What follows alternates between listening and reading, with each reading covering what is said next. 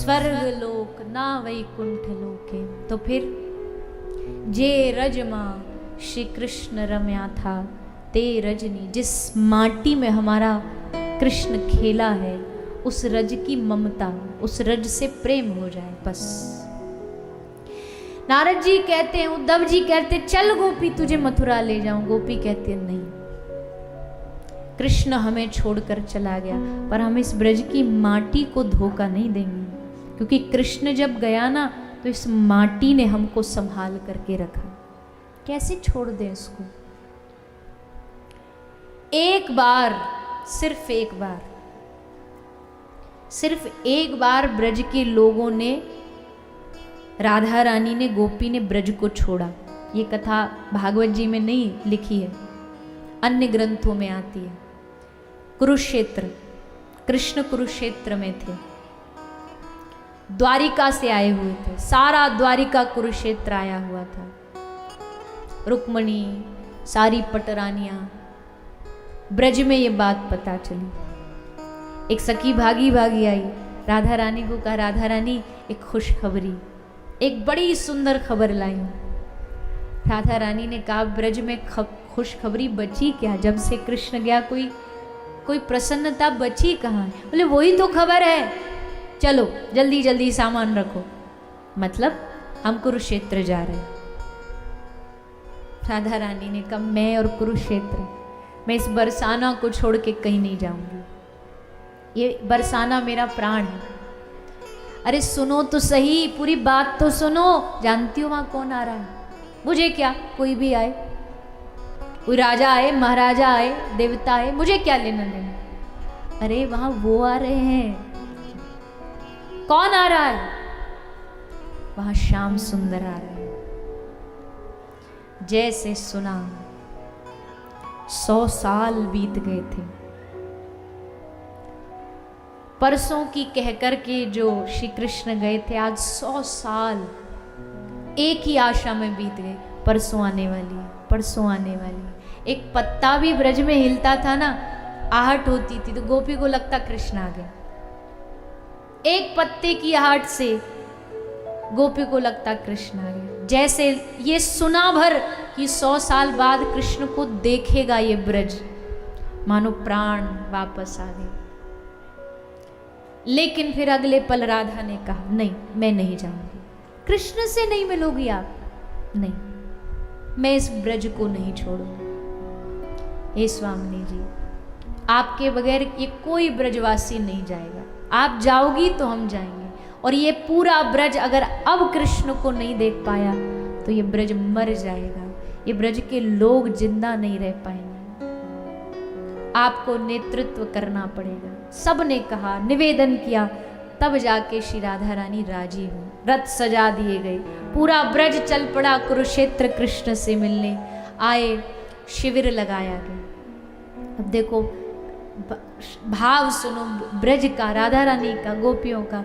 जब आए ना तो जो रानियां हैं कृष्ण की, उन्होंने राधा रानी के बारे में सुना था, आ गई मिलने, आई है मिलने।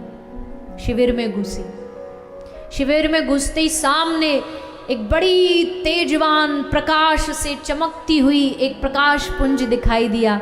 रुक्मणी जी ने प्रणाम किया, हे श्री राधे प्रणाम। उसने हंस के कहा, मैं राधा नहीं हूं, मैं तो राधा की एक छोटी सी तुच्छ सी दासी।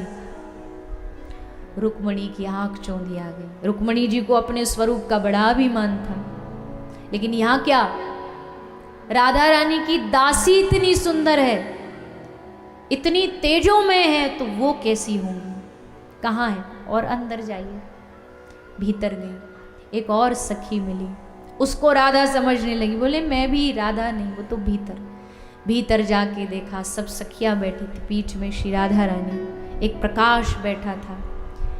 एक सखी ने, आंखें बंद थी श्री राधा रानी की, एक सखी ने कहा, हे श्री राधे, वो श्याम सुंदर की पत्नी आई है, रुक्मणी, सारी पत्नियां आई हैं आपके दर्शन करने। जैसे सुना ना राधा रानी, ये जो लोग कहते हैं ईर्ष्या वीर्ष्या, जैसे सुना राधा रानी ने, इतना खुश, इतना प्रसन्न हुई, खड़ी हुई और खड़ी होकर के रुक्मणी जी को एकदम गले से लगा लिया, हृदय से लगा लिया, अंग में भर लिया।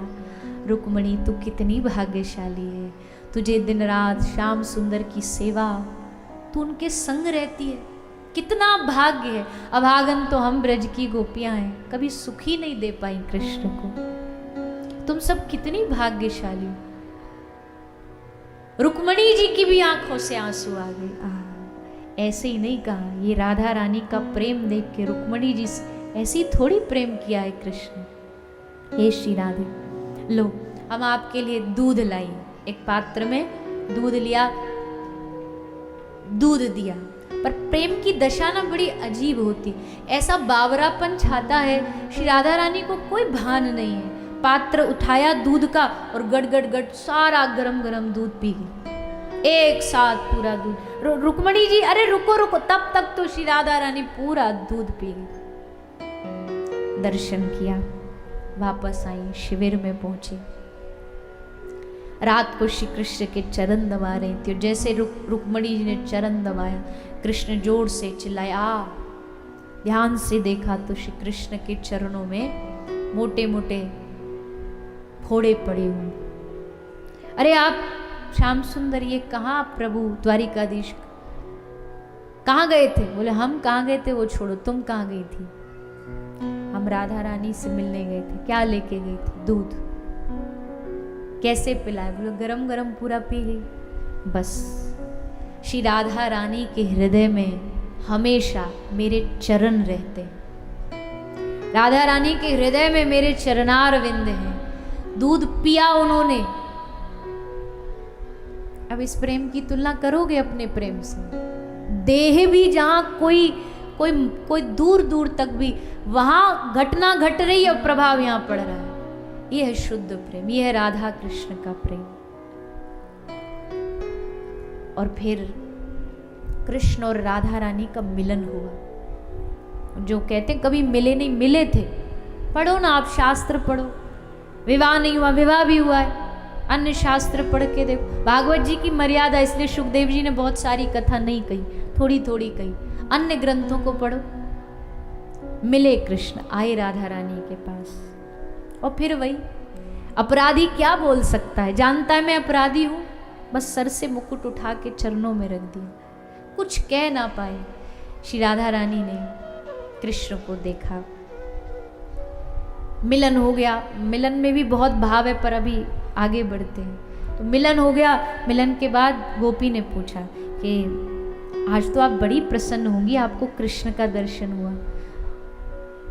तब राधा रानी ने कहा आनंद तो हुआ, लेकिन जो रस ब्रज में आता था ना सखी, वो नहीं आया। कृष्ण भी वही था, मैं भी वही थी, दोनों का मिलन भी था, पर यहां वृंदावन की भूमि नहीं थी। यहां चारों ओर कृष्ण की बांसुरी नहीं सुनाई देती, यहां युद्ध की चीखें सुनाई देती हैं। यहां मेरा दम घुट रहा है, वापस चलो ब्रज, मुझे यहां वापस जाना है। तब दर्शन करके सखिया वापस वृंदावन आई। तो मिलन हुआ, पर उस मिलन में भूमि का बहुत महत्व होता है। भाव की भूमि होनी चाहिए।